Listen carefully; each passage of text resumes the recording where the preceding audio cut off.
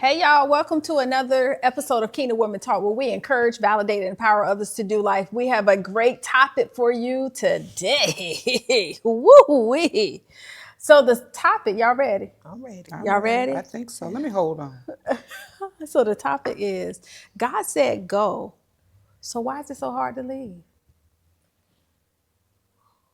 That's a loaded question. Why is it so hard to leave? God said go. Go get that new job. Go get that new car. Go get your own apartment. Go. But why is it so hard to leave? I think it's the fear of the unknown Yeah. that paralyzes you and keeps you from moving, keeps you from going. Because that mind, when it's idle, it come up with 1,900 things. What's going to happen to you if you leave? Especially if it just comes out of nowhere. And you know, God is one of them suddenly, you be asleep 3 o'clock in the morning and he wake you up with, I want you to go. I want you to leave this such and such and go. Wait a minute, what? Hold on. I know that was a dream. I'll deal with that when I really wake up in the morning.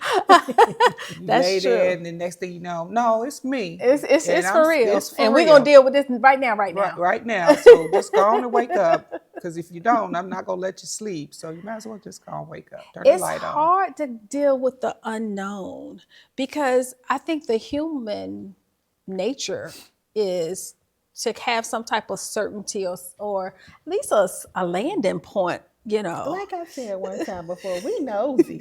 We are nosy. We nosy. That's what the problem is. We want to know. We do want to know. We want, even if it's just a little bit. Like, we just want to know, can you give me a landmark? Am I going to see a Burger King or am I going to see a Chick-fil-A? Like, tell me what, so I can kind of know if I'm moving in the right direction sometimes. I don't need all the full scope. But I need the full scope. You need full scope. Full scope, like go where, Lord? I need full scope. Go here. And then what? Just go. You need that before you go? No, I'm going. I might be asking the questions while I'm packing. You know, putting something God over wants my us pajamas. like Abraham, though. Yes. See, Abraham didn't know where he was going. And he just went. Out. But that is how God builds trust, right? Yeah. That's how he builds trust. That's how we learn to trust him. It's when we're able to just go without the uncertainty, without having the full knowledge, even when there is uncertainty. Yeah. Okay, so why else can we not go when God said leave? Because we don't want to. Can we talk about that for a second? That's the number one answer on the bingo card. Because we don't want to. It's comfort. Yeah. Right? What we always say, I'm used to being in my own uncomfortability. I'm uncomfortable, but at least I know about it. Yeah. Yeah. And I've said it before. No, I don't want to do that. Yeah. That's not what I signed up for. I don't want to do it. But then quickly I was reminded that I owe him everything. Oh. I owe him everything. I think we should be reminded of that daily. I owe him everything. And no would not suffice. But see, no comes from, I don't think no always comes from a place of God, we ain't doing it. I think no comes from a place of, I'm scared. That or I'm safety. Yeah. You know what I'm saying? Yeah. I feel safe in this. I understand this. I'm familiar with this. I think that's where it comes from. I don't think all the time it's a no, you know, and. Well, in all honesty, my last no that I said to the Lord was, it was because I didn't want to disappoint him in what he was asking me to do.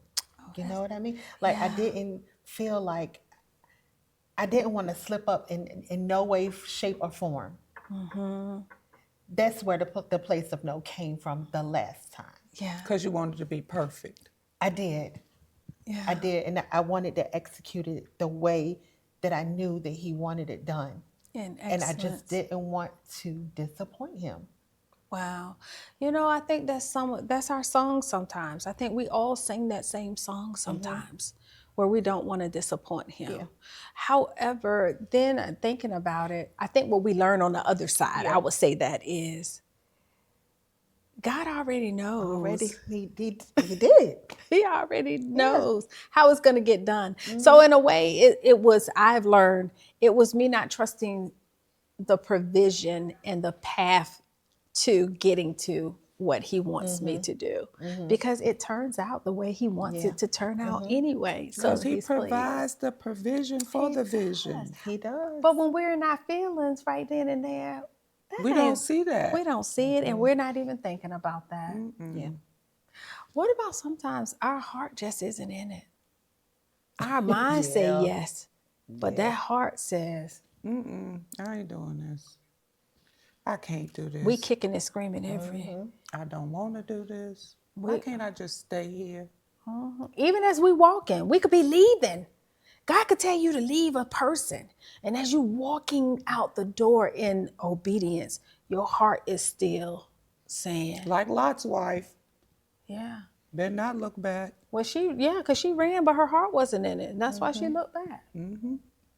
Yeah. Because why? She still had kids back there. A son-in-law. Yeah. Yeah. They was still back there. So her heart wasn't fully in it. So that's in itself is a moral to the story. Yeah. Because her heart wasn't in it. So yes, we can be moving and executing in the way God told us to go, but our heart is not in it. Does that mean I'm giving a full go? No. It's not 100%. That means that it's because a part of me is still connected to what was. And he desires all All or nothing. All or nothing. Yeah. How about the fact that we're relinquishing control? That part. Y'all, control. I was having this discussion just this week. Control is something else. Control and pride will take you down every time Yeah. and hard to break.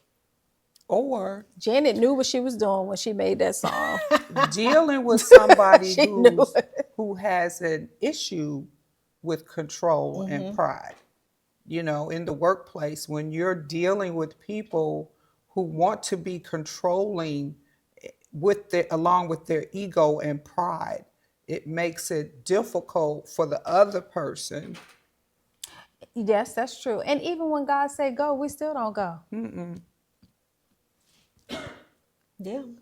That's true. When God say go, even in the workplace, even that situation, you're right, Sheila, but even in that situation when it is challenging and God says go, okay, I heard you. Okay, just go. It's time to go. We still don't. Even though we know the person is full of pride and getting on our last nerve, we still won't go. What are we waiting on? Assurances. We are waiting for assurances, but are we ever going to get that in this No. walk with God? To a degree that he wants us to be assured. Because it's that right there is faith. Yes. And we are walking in faith blindly, walking blind. We are. I think, and when God tells us to go, he already knows the challenges and the strongholds that we face. But so we have to understand that part of the go is that he can break us free from the strongholds. Right? So if we're struggling in the go, I have found that it's because we're okay with the strongholds. Even though we might complain about them. Yeah. We're okay with them. Yeah. It's like knowing, what is it, the devil that you know? versus the one you don't know is I understand this. Kind of going to your example, Sheila, about the workplace. Oh, yeah, they're all that and then some more. But I've been here 5 years, so I know how to maneuver around that, right? I kind of know that look right. You know, I know when to pipe it down and when to do what they tell me to do, that type of thing. But if I go into another environment, I don't know about that. I don't know. But that's just welcoming dysfunction. Is that laziness or is that? It's welcoming dysfunction. It's who? Welcoming dysfunction. Yeah, but that means we're also okay with that dysfunction. Yeah. Right. Absolutely. So then the question is, God says go. Why haven't we left yet? And there's many reasons as to why. We understand that it's a level of disobedience. But that means I have made it a choice to say, I'm more comfortable here than I am comfortable with trusting God. Because all of this is rooted in trust. Yeah. I just don't trust God enough on the other side of this. Yeah. And faith to believe that if he's taking me out of this, wherever he's sending me on to is going to be much better than this. But because this I know, this I don't know, I'm weighing my odds that maybe I'm better off if I just stay here. You know, that's a tricky slope, Sheila. You're right. A lot of times we do convince ourselves that we're better off just right here. We are better off. And a lot of the reasoning comes from the fact of, hey, the neighborhood, the people you work with, yeah, they may get on your nerves sometimes, but, you get paid well and you have all your vacation time planned. We come up with all these reasons to justify us staying when the real question becomes, either you're going to trust God or not. Yeah. Either you're going to be obedient to God or no. Because what's the consequence of you staying? One, you're disobedient, and two, it don't get easier. God turned the heat up on you. Yeah. You get to smoking. And it's now. Right. That's it. It doesn't become optional. When he said leave, he means leave. So now you just get the pressure. So what you were dealing with now gets magnified. So much more. What you could handle, now you have little tolerance for. Yes, what was his name told Esther? You do it, or God will find someone else to do it. Yeah. But it's what he has in mind is going to get done. Especially when he's giving you an assignment. Right. And you know what, Sheila, that makes me also think about, if you don't go when God says go, you're missing the window of opportunity, which means that you might have to wait for that to come back around again. Yeah, if it comes back around again. If it comes back around again. So I think that when God says go and we hem and haw, it's more of a progression. I'm going, but I'm just kind of moving at a slower pace, not weighing in the fact that, first of all, you're disobedient. But second of all, God has opened up a window of opportunity for you. And you do have limited time to seize that moment. And I think that's the part that we miss. I don't think we think, even though we can't see beyond the opportunity, I don't think that we even think about the vastness of what God is offering us, because he's God. He's the creator. Right. There is nothing that he can do is wrong. Nothing. So if we were to think in terms of, if God is telling me to go, it's got to be fabulous. It's got to be fantastic. Because he's not going to take me from this to mediocre. Absolutely. He's not going to take me from this yes, to, that's so true. Put me back over here. He's getting ready to propel me on. Right. I've been hearing lately, elevation. Okay, all right, I'm gonna do this. If you got to talk yourself into doing it, do it. Because the other piece of it is too, God wants to build our faith and our trust in him. Because the purpose is not for me only.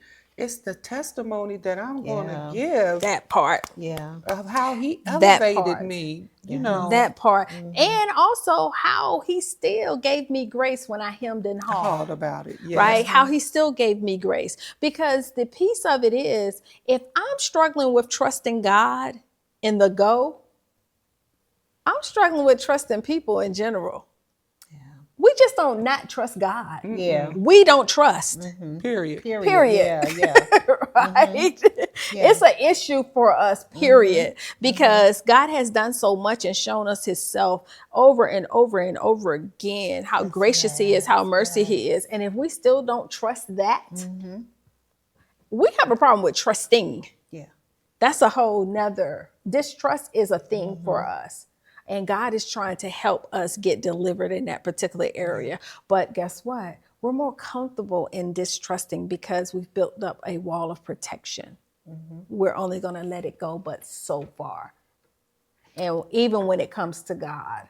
And normally, hey, I've been on that side of the fence. We don't want the Babylonians God takes to us down come. hard. Look, we don't want the Babylonians to come and the Syrians to come and tear down that wall because they're destructive. They are very Whatever the destructive. Babylonians look like in your life, it's destructive. It's very. And it takes years to build that back up, to gain back. So why go through the hassle? Yeah, and you don't want God to snatch you out of that place and then you're exposed, right? And with the expectation that it's sink or swim time. You're going to learn to trust me today because you're in a position where you have nobody else to rely on. So it is trust him or nothing. Absolutely. That's not what you want. So God always does the gentle way. He said, go. Absolutely. He said, does. go. He gave you permission to go. Because oftentimes we're like, oh, I don't know if I should. I don't know what direction the Lord wants to take me in. And then he speaks. And then then what? Then it's by Well, he force. said go over here, but We come up with all the different areas or the different reasons that we want to stay. When really God's just trying to do something amazing in our lives. Yeah. So if God has told you to go, don't hem and haw. not at all. Right? Go. If he's told you to go, go. Sometimes you got to go in silence. Yeah. Sometimes you have to go in silence because when you start speaking about what God has shared with you and told you to do, sometimes it's your crowd that'll cause you to delay. You'll be on fire to go. And as soon as you speak it to someone and they begin to share with you, now you're questioning your judgment. You're questioning if you heard from God. You're questioning, where do I have enough? Have I stored enough? What's going to be there when I get there? It's like so much. And then when it comes to relationships, sometimes we'd rather keep a bad relationship than have no relationship at all. Yeah. That's a problem. That is. That's a problem.